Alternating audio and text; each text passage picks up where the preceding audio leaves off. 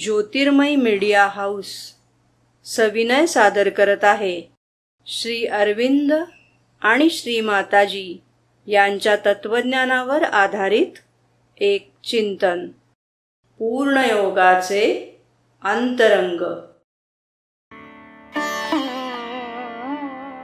श्री माताजींच्या विचारांवर आधारित आजच्या या चर्चेत आपलं स्वागत आहे. आज आपण त्यांच्या परिवर्तन या संकल्पनेवर बोलणार आहोत. आणि आपल्याकडे त्यांचे दी इसेन्शियल ट्रान्सफॉर्मेशन्स ऑफ कॉन्शियसनेस यातील काही निवडक उतारे आहेत. अगदी. आणि त्यातलं एक सुरुवातीचं वाक्य आहे जे मला वाटतं खूप महत्वाचं आहे. कोणतं? जेव्हा आपली चेतना बदलेल तेव्हा परिवर्तन म्हणजे काय ते आपल्याला कळेल. तर इथूनच सुरुवात करूया का? आपण नेहमी बदल हा शब्द वापरतो, पण इथे श्रीमाताजी परिवर्तन म्हणत आहेत. यात काही फरक आहे का? हो, हा खूप चांगला प्रश्न आहे. कारण बदल आणि परिवर्तन हे शब्द आपण अनेकदा एकाच अर्थाने वापरतो. हो, बरोबर. पण इथे परिवर्तन हा शब्द खूप खोल अर्थाने वापरलाय.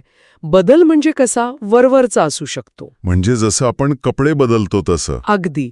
पण परिवर्तन म्हणजे मुळापासून होणारा बदल.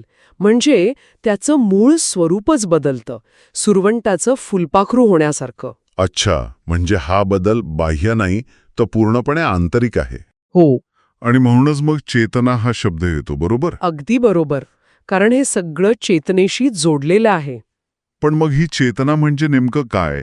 म्हणजे फक्त जागरूकता की त्यापेक्षा अधिक काहीतरी आहे? श्रीमाताजींच्या विचारांमध्ये ना, चेतना म्हणजे फक्त जागृत असणं नाहीये. अच्छा. ती एक आंतरिक शक्ती आहे, एक दृष्टी आहे, ज्यातून आपण जगाकडे बघतो.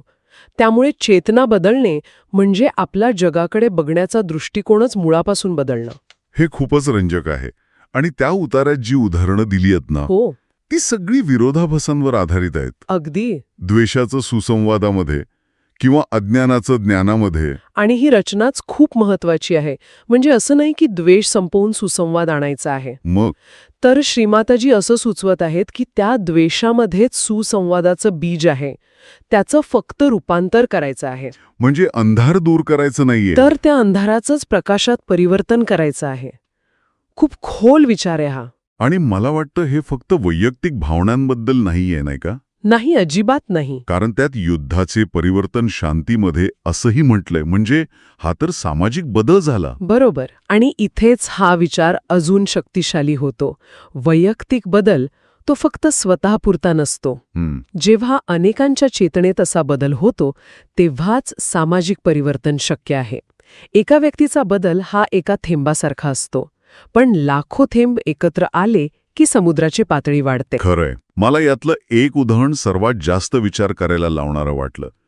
पराभवाचे विजयामध्ये परिवर्तन. हो. कारण आपण विजय पराभव तर बाह्य गोष्टींवर अवलंबून मानतो ना, मग हे चेतनेशी कसं जोडलंय? कारण खरा विजय किंवा पराभव हा बाहेर नसतोच, तो आतमध्ये असतो. अच्छा. म्हणजे बघा, एखादी व्यक्ती बाहेरून हरलेली दिसेल, पण त्या अनुभवातून ती काहीतरी शिकली, स्वतःला अधिक मजबूत बनवलं, तर तो तिचा आंतरिक विजय झाला. अगदी. त्या पराभवाचंच विजयात रूपांतर झालं, चेतनेच्या पातळीवर. परिस्थिती काहीही असो, विजयाची शक्यता नेहमी आपल्या आत असते. म्हणजे थोडक्यात खरा बदल हा वरवरचा नाहीच, तो आपल्या आतून, आपल्या दृष्टिकोनातून सुरू होतो. हो. आणि त्याचा परिणाम मग आपल्या आयुष्याच्या प्रत्येक भागावर दिसतो. असत्याकडून सत्याकडे आणि दुःखाकडून आनंदाकडे. अगदी बरोबर. आणि जाता जाता एक प्रश्न मनात येतो. या उतार्यात अनेक परिवर्तने दिली आहेत, नाही का?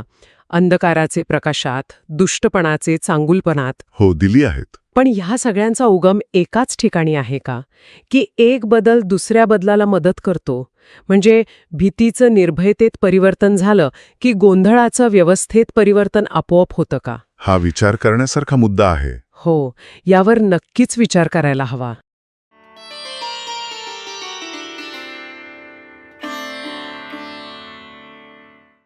धन्यवाद. उद्या पुन्हा भेटूया आपल्या ऑरो मराठी चॅनलवर.